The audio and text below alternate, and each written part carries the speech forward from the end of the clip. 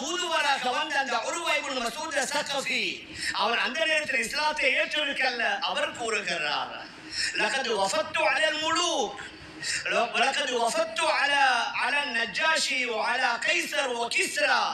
நான் எத்தனையோ அரசர்களிடம் வந்திருக்கிறேன், கைசர கிஸ்ரா போன்ற பல மன்னர்கள்ட்ட வந்திருக்கிறேன். மா ரஅய்து மலிகன் நான் எந்த ஒரு அரசரையும் பார்த்ததில்லை. யுஅஸிமு அஸ்ஹாபு முஹம்மதின் முஹம்மது ஸல்லல்லாஹு அலைஹி வஸல்லம் அவர்களுடைய தோழர்கள் முஹம்மதை கண்ணியப்படுத்துவதை போன்று உலகத்தில் எந்த மக்களும் தன்னுடைய அரசரை கண்ணியப்படுத்தியதை போன்று இதுவரைக்கும் நான் பார்த்ததே இல்லை. அந்த அளவுக்கு முஹம்மது ஸல்லல்லாஹு அலைஹி வஸல்லம் அவர்களை கண்ணியப்படுத்துவார்கள். வல்லாஹி இன் தனஹம நுஹாமத்தன் இல்லா வகாத் ஃபீ யஜி ரஜுலின் மின்ஹும்.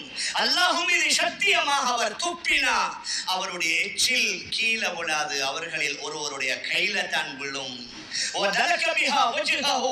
அந்த எச்சை தன்னுடைய முகத்திலேயும் கைகளிலேயும் தடவிக் கொள்வார்கள்.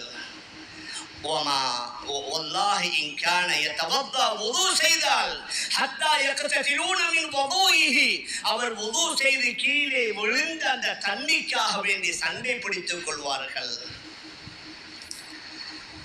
அந்த ரசூல் ஸல்லல்லாஹு அலைஹி வஸல்லம் மின் தகல்லம يخفضون أصواتهم அவர் பேச ஆரம்பித்தா அவர்கள் எல்லோரும் அமைதியாக வாய் பொத்தி இருப்பார்கள்.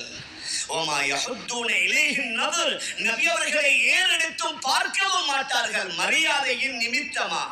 இது ஒரு முஸ்லிம் சொல்லல்ல, இஸ்லாமிய பரம விரோதி ஒருவர் கூறுகிறார், எத்தனையோ அரசர்களை தலைவர்களை நான் கண்டிருக்கிறேன், ஆனா இந்த முஹம்மது ஸல்லல்லாஹு அலைஹி வஸல்லம் அவர்களுடைய தோழர்கள் அந்த நபியை கண்ணியப்படுத்திய மாதிரி எந்த தலைவனையும் அந்த நாட்டு மக்கள் கண்ணியப்படுத்தியதாக நான் பார்த்ததே இல்லை.